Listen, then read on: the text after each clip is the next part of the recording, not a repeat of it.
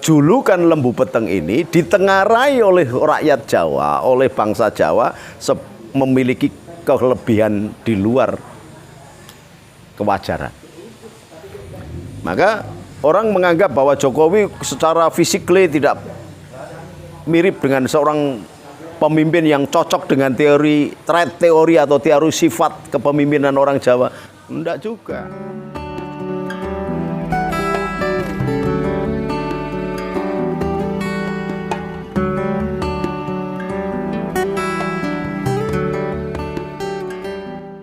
Ki Ageng Selo yang bisa memegang bledek. Lah Ki Ageng Selo inilah yang menjadi gurunya Joko Tingkir, Hadiwijoyo. Hadiwijoyo ini adalah anaknya Kebo Kenongo.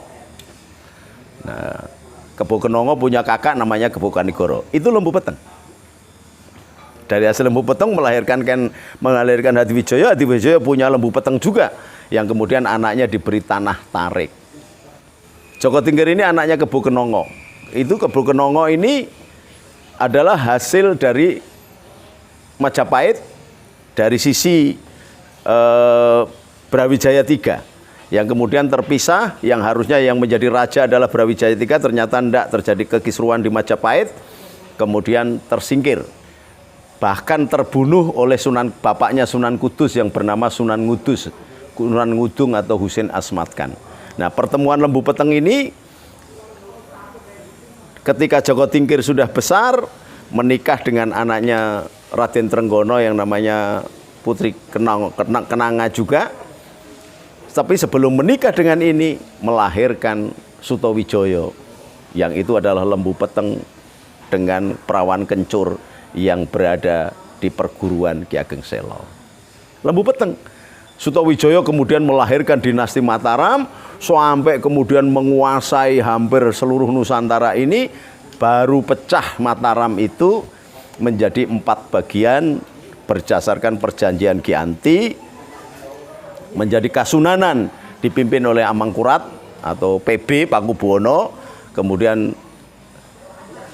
dinasti yang lain bernama Mangkunegaran dipimpin oleh Pangeran Sambernyowo, kemudian yang di Jogja menjadi Kasultanan dengan gelar Hamengkubuwono yang semula Raden Ngabei, kemudian Pakualaman. Ini lembu peteng. Pecah sampai kemudian melahirkan pemimpin era Republik bernama Bung Karno. Bung Karno ini lembu peteng, bapaknya nggak cetok juga. Meskipun sejarah menampilkan berbagai versi, tetapi kepercayaan Jawa menganggap Bung Karno ini sebagai lembu peteng. Sama dengan Pak Harto. Bahwa bapaknya Bogono begini, tetapi orang Jawa mempercayai bahwa Pak Harto lembu peteng. Maka pantas kalau kemudian memiliki track record kepemimpinan yang sangat spektakuler. Pemimpin di Indonesia belum ada yang bisa menyamai Pak Harto berkuasa 33 tahun. Plus minusnya ya, berdasarkan plus minusnya silahkan, itu oke aja. Tetapi kita menunjukkan bukti bahwa Pak Harto selama 33 tahun berkuasa, dan gejolak relatif tidak ada. Tidak ada kadrun, tidak ada FPI, ada radikal dan sebagainya. Mereka disapu semuanya. Tidak ada orang ribut mau beribadah, nggak ada. Itu hebatnya seorang lembu peteng yang bernama Bapak Soeharto. Dan hebatnya Soekarno adalah dia bisa membaca peta internasional, dia menguasai berbagai dunia, menjadi tokoh yang dikagumi oleh seluruh dunia dan semua negara-negara besar karena dia lembu peteng. Dan dia handsome, mampu menguasai massa. Dan satu lagi, lembu peteng yang lain adalah Jokowi. Saya mencurigai Mas Jokowi ini lembu peteng. Ya terlepas bahwa itu lembu peteng itu hukumnya bagaimana, saya tidak membahas hukumnya bagaimana. Lembu peteng sah-sah saja. Ini sama dengan kalau kelompok-kelompok teman-teman radikal HTI, FPI atau PKS itu suka kawin dengan kawin siri. Nah ini sebenarnya lembu peteng itu kawin siri ala zaman dulu. Jadi secara hukum sah-sah saja, tidak ada persoalan. Cuman julukan lembu peteng ini ditengarai oleh rakyat Jawa, oleh bangsa Jawa memiliki kelebihan di luar kewajaran. Maka orang menganggap bahwa Jokowi secara fisikly tidak mirip dengan seorang pemimpin yang cocok dengan teori atau teori sifat kepemimpinan orang Jawa. Enggak juga. Mas Jokowi itu kepalanya ukurannya, pecinya ukuran 10. Artinya apa? Otaknya besar, maka dia cerdas membaca keadaan. Jangan lupa itu. Coba kalau nggak percaya diukur. Saya belum pernah berdekatan dengan Jokowi, tetapi saya bisa melihat. Paling tidak nomor pecinya Mas Jokowi ini nomor 10. Artinya apa? Muatan otaknya besar. Maka dia bisa berpikir lebih dibanding dengan yang berpeci ukuran 6 atau 7 atau ukuran 5. Yang orang Jawa mengatakan itu ndas pace. Kalau ndas pace kan kepalanya kecil, perutnya aja yang gede. Nah, ini Mas Jokowi ini kepalanya yang gede. Ini besar kepala betul, bukan dalam arti besar kepala kemerindih atau sombong, enggak. Mas Jokowi ini kepalanya besar. Nah, dalam pewayangan bisa dikatakan ini mirip dengan jurang gerawa jadi atau rambut genila. Memang dia pandai. Nah, dan itu dikuatkan dengan persoalan kepercayaan orang Jawa bahwa sifat-sifat seseorang ditentukan dari proses kelahirannya, di mana dia dibesarkan, kesejarahannya, tingkat tekanan-tekanan yang dia terima, sampai kemudian pengalaman-pengalaman yang dia peroleh sebagai nilai tambah. Dan itu dia akan belajar cepat. Orang Lembu Peteng ini luar biasa, belajar cepat, sangat cepat. Jadi wajar kalau Mas Jokowi jadi presiden karena Lembu Peteng. Lah nanti yang akan lahir juga pemimpin penggantinya Mas Jokowi biasanya Lembu Peteng juga. Nah, orang-orang Lembu Peteng itu kalau laki-laki biasanya loh itu ganteng-ganteng dan menarik. Kalau perempuan cantik dan menarik. Itu Lembu Peteng. Tapi jangan tuduh saya Lembu Peteng karena saya ganteng loh ya. Bukan, tapi rata-rata begitu. Atau paling tidak dia mampu mengolah rasa sehingga mampu membaca getaran batin, psikologinya jago. Dia bisa memimpin ribuan orang hanya dalam satu ucapan dan kata-kata. Itu Lembu Peteng. Jokowi mampu, tandanya lagi Jokowi mampu menang tan ngasorake. Orang berpikir bahwa 01, 02 kemarin antara kampret dan kecebong itu pasti akan terbentur.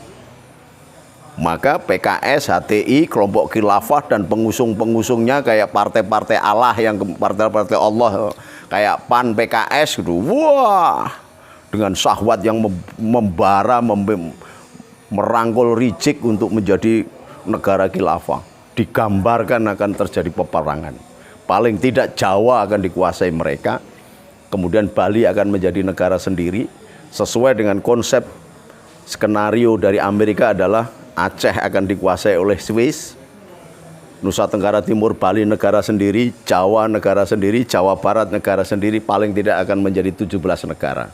Dan ini pernah saya ucapkan ketika saya membentuk Gerakan Revolusi Nurani bersama Jenderal Tiasno Sudarto, bersama Ki Utomo Darmadi, Ketua Keluarga Besar Marhen, bersama Ki Nardi, Sesepuh Jawa, bersama Ki Sesepuh TNI, adiknya Overste Supriyadi, dan saya yang paling muda. Nah, itu kita sudah tandai. 14 tahun atau 17 tahun yang lalu saya sudah katakan Indonesia ini akan hancur. Paling tidak menjadi 17 negara atau paling apes 5 negara. Jadi kalau kemarin Mas Prabowo mengatakan bahwa 2020 Indonesia akan bubar, sudah bubar sebenarnya kalau kita mau ngomong terbuka loh ya. Kalau kita mau jujur, sesungguhnya Indonesia yang mana ini? Sekarang ini Indonesia yang mana?